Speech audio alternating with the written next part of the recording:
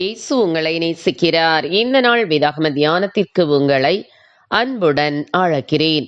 நாவு அடங்காத பொல்லாங்குள்ளதும் சாவுக்கேதுவான விஷம் நிறைந்ததுமாயிருக்கிறது. யாக்கோபு 3:8. ஒரு கிறிஸ்தவ அம்மையார் இருந்தார். அவர் ஆலயத்திற்கு ஒழுங்காக செல்வார். ஆலய காரியங்களில் மிகுந்த ஈடுபாட்டுடன் செயல்படுவார். ஒரு நாள் அவர் போதகரிடம் வந்து அதிகமாய் அழுதார். ஐயா, நான் என் கணவனை கண்மணி போல பாதுகாத்து வருகிறேன். ஆனால் அவர் தினமும் இரவில் சண்டை போட்டு என்னை அடி அடி என்று அடித்து நொறுக்குகிறார் என்று கூறினார்களாம். போதகரின் உள்ளம் உருகியது. அவர் அந்த அம்மையாருடைய கணவனின் மன திரும்புதலுக்காக ஊக்கமாக ஜெபம் பண்ணி வந்தார். ஒரு நாள் அவர் அந்த அம்மையாரின் வீட்டிற்கு போய் அவர்களுடைய கணவரை நேரடியாக பார்த்து அவருக்கு புத்தி சொல்லி வரலாம் என்று புறப்பட்டார். அவர்கள் வீடு பூட்டி கிடந்தது. பக்கத்து வீட்டில் விசாரித்தார். அவர்கள் கிறிஸ்தவர்கள் அல்ல. என்றாலும் போதகரை அன்பாக வரவேற்று உபசரித்தார்கள். போதகர் அவர்களிடம் அந்த அம்மையாரை பற்றி விசாரித்தார். அதற்கு அவர்கள், ஐயா, அவர் அந்த அம்மையாரை அடிப்பது என்னவோ உண்மைதான். ஆனால் அந்த அம்மையார் பேசும் அவமானமான பேச்சுகளை கேட்கும் எவனும் நாக்கை பிடுங்கிக் கொண்டு செத்து போய் விடுவான். அந்த மனிதர் இதையெல்லாம் கேட்டுக்கொண்டு பொறுத்து கொண்டு இன்னும் உயிருடன் இருப்பது ஆச்சரியம் என்று கூறினார்கள். ஆம், எனக்கு அருமையானவர்களே, நம்முடைய நாவு எப்படி உள்ளது?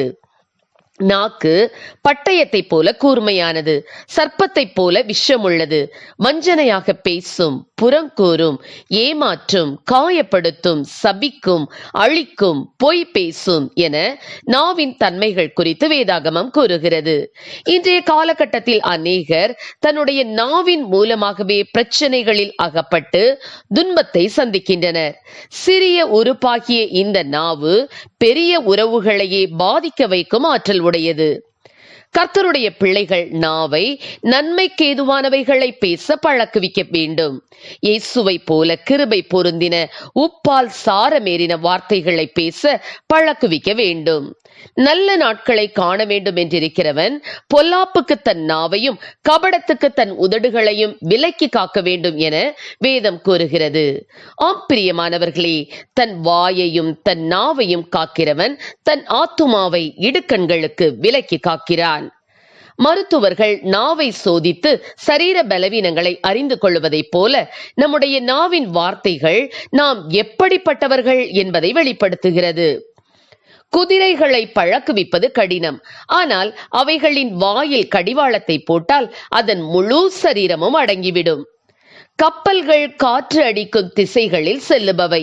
ஆனால் மாலுமிகள் சிறிய சுக்கானை வைத்து பெரிய கப்பல்களை திருப்பி செல்ல வேண்டிய துறைமுகங்களுக்கு கடந்து செல்கிறார்கள். நம்முடைய நாவும் கூட குதிரைகளைப் போல எளிதாய் அடங்குவதில்லை.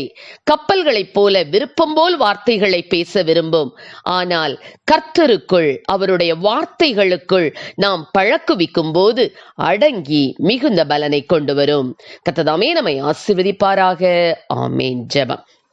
எங்களை அதிகமாய் நேசித்து நடத்துகிற எங்கள் அன்பின் பரலோக பிதாவே, நாங்களுக்கு கூட அப்பா எங்களுடைய நாவை கர்த்தாவை அடக்கி கர்த்தாவே உமக்கு பிரியமானவைகளை பேச என் தேவனில் பழக்குவிப்பீராக ராஜா. நீதியின் ஆயுதங்களாய் அதனை பயன்படுத்தக்கூடிய கிருபைகளை கொடுப்பீராக ராஜா. உள்ளதை உள்ளதென்றும் இல்லதை இல்லதென்றும் சொல்லக்கூடிய கிருபைகளை கொடுப்பீராக ராஜா. ஆண்டவரே ஸ்தோத்திர ராஜா. நாவின் மூலமாக மற்றவர்களை காயப்படுத்தாதபடி, பட்டய குத்துக்கள் போன்ற வார்த்தைகளை பேசாதபடி, பிறரை ஆற்றுகிற தேற்றுகிற வார்த்தைகளை வெளிப்படுத்தக்கூடிய கிருபைகளை கொடும். ஆசீர்வதியும். இயேசுவின் நாமத்திலே ஜெபிக்கிறோம் நல்ல பிதாவே. ஆமீன்.